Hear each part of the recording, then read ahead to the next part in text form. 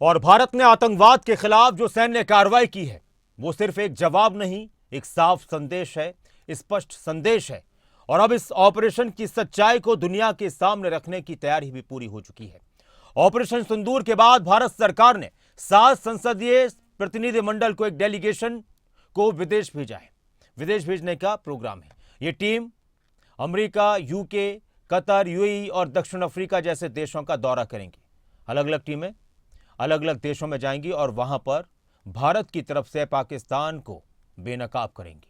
मकसद है पाकिस्तान की उस हकीकत को दुनिया के सामने लाना जिसे वो सालों से छिपाता आ रहा है। वो हकीकत जिसमें उसकी जमीन से चल रहा आतंकवाद का नेटवर्क और पड़ोसी देशों में हो रही खून खराबी की साजिशों का सच दुनिया को बताया जाए। यह पहली बार है जब सभी दलों के सांसद मिलकर एक सुर में आतंक के खिलाफ दुनिया के सामने भारत का स्टैंड बताएंगे और पाकिस्तान के झूठे प्रचार को सबूतों के साथ दुनिया के सामने रखेंगे और पाकिस्तान के झूठे प्रचार को, पाकिस्तान की हकीकत को बेनकाब करेंगे।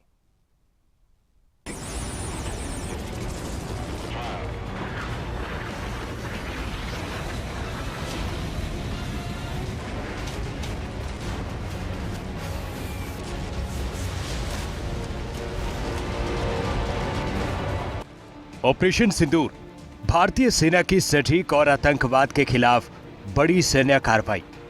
खुफिया इनपुट्स के आधार पर सीमा पार मौजूद आतंकवादी लॉन्च पैड्स को निशाना बनाया गया। 7 मई के इस ऑपरेशन में निशाने पर वो ठिकाने थे जहां से भारत में घुसपैठ और आतंकी हमलों की साजिशें रची जा रही थी। भारत ने आतंक के 9 ठिकानों को मिट्टी में मिलाया।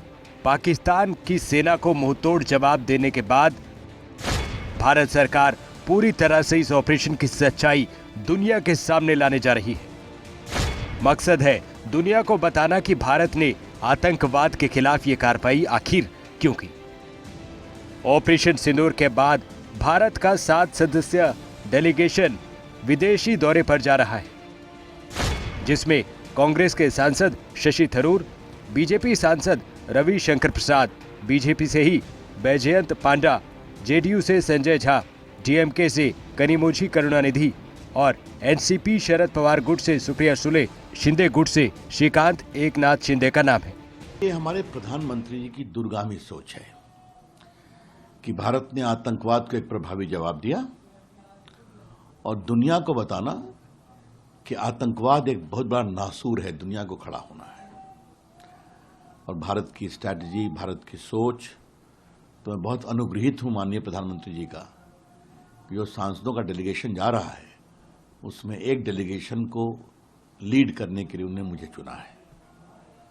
जहां तक सुबह मुझे जानकारी मिली है कि मेरी अगुवाई में जो डेलीगेशन जाएगा वो सऊदी अरेबिया, बहराइन, कुवैत और अल्जीरिया जाएगा। की बड़ी खुशी है कि प्रधानमंत्री जी और सत्ता पक्ष के लोगों को शायद ये ख्याल आ गया कि हो सकता है कि ये बात सही भी बोलते हों। और हम तो यही कहते हैं कि हमारी बात अगर सुन लोगे तो शायद हम कई काम इकट्ठा होकर कर सकते हैं कूटनीति के अंतर्गत, डोमेस्टिक पॉलिसीज में, क्योंकि हम भी चाहते हैं कि भारत एक ऐसा देश बने जो एक पावरफुल, स्ट्रांग हमारा राष्ट्र हो। तो कोई हर्ज नहीं होता विपक्ष की बात सुनने का, लेकिन मैं अब मुबारकबाद देना चाहता हूँ सत्ता पक्ष के लोगों को कि उन्होंने हमारी बात सुनी और एक ऑल पार्टी डेलीगेशन गया। उस समय भी ऑल पार्टी डेलीगेशन था, तो ये बड़ी खुशी की बात है।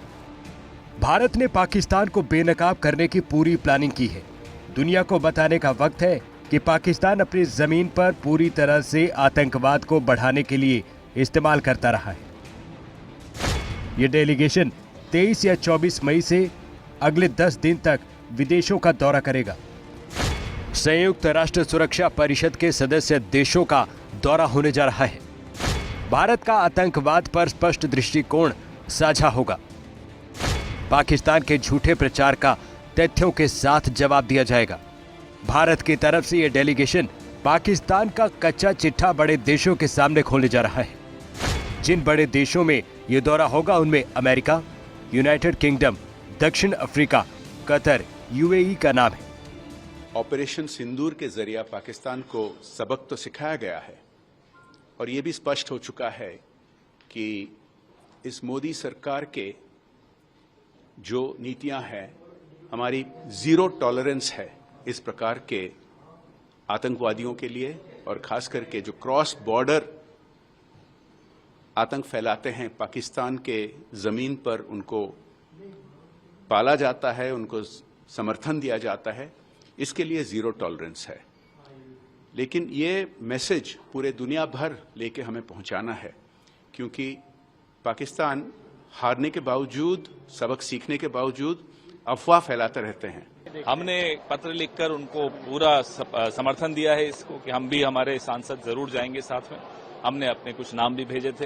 ये एक मुहिम ऐसी है जो पूरी राष्ट्र की मुहिम है, किसी एक पार्टी या किसी सरकार की नहीं है, देश की मुहिम है। बड़ी बात यह है कि आतंकवाद के खिलाफ जब पाकिस्तान को दुनिया के सामने बेनकाब करने का बड़ा मंच तैयार करने की बारी आई है, तो इस पर भी सियासत आई है। कांग्रेस ने कहा है कि उसने केंद्र को शशि थरूर का नाम नहीं दिया था। संसदीय कार्य मंत्री किरेन रिजिजू ने कांग्रेस अध्यक्ष मल्लिकार्जुन खड़गे और राहुल गांधी से बात की। कांग्रेस के नेता जयराम रमेश ने कहा, विदेश भेजे जाने वाले डेलीगेशन के 4 सांसदों का नाम मांगा गया था। कांग्रेस ने आनंद शर्मा, गौरव गोगोई, सैयद नासिर हुसैन और राजा बरार का नाम दिया था। दूसरी तरफ शशि थरूर ने डेलीगेशन का नेतृत्व करने की जिम्मेदारी मिलने पर केंद्र का आभार जताया है। शशि थरूर ने कहा है, मैं सर्वदलीय डेलीगेशन का नेतृत्व करने के लिए भारत सरकार के निमंत्रण से सम्मानित महसूस कर रहा हूं। जब राष्ट्रीय हित की बात होगी और मेरी सेवाओं की जरूरत होगी तो मैं पीछे नहीं रहूंगा। ऑपरेशन सिंदूर भारत की उसी नीति का हिस्सा है, एक ऐसा ऑपरेशन जिसने सीमा पार बैठे आतंक के सरगनाओं को हिलाकर रख दिया है। भारत की एयर स्ट्राइक में बहावलपुर में जैश ए मोहम्मद का ठिकाना, मुरिदके में लश्कर ए तैयबा, सरजल में तेहरा कला जैश ए मोहम्मद का ठिकाना, ममूना जोया सियालकोट में हिजबुल मुजाहिदीन का अड्डा, मरकज अहले हदीस बरनाला में लश्कर ए तैयबा का ठिकाना, मरकज अब्बास कोटली में जैश ए मोहम्मद का अड्डा, मस्कर राहिल शाहिद कोटली में हिजबुल मुजाहिदीन का ठिकाना, सवाई नाला कैंप मुजफ्फराबाद में लश्कर ए तैयबा का अड्डा, मुजफ्फराबाद में जैश ए मोहम्मद का कैंप तबाह कर दिया गया। 22 अप्रैल को आतंकियों ने पहलगाम में निर्दोष नागरिकों को मारा। सेना ने पाकिस्तान में 9 आतंकी ठिकानों पर एयर स्ट्राइक कर इस हमले का बदला लिया। पाकिस्तान ने भारत में ड्रोन भेजकर सीमा पर तनाव फैलाने की कोशिश की, जिसका भारत ने मुंहतोड़ जवाब दिया। इस पूरे ऑपरेशन में पाकिस्तान का पर्दाफाश हुआ है कि कैसे पाकिस्तान ने आतंकियों को बचाने के लिए अपनी सेना को आगे किया। भारत ने ऑपरेशन सिंदूर के जरिए आतंकवाद के खिलाफ अपना सख्त रुख दिखाया है। अब वक्त है जब दुनिया के बड़े मंचों पर पाकिस्तान की मंशा और उसकी आतंक पोषण नीति को बेनकाब किया जाए। ब्यूरो रिपोर्ट, खबरें अभी तक।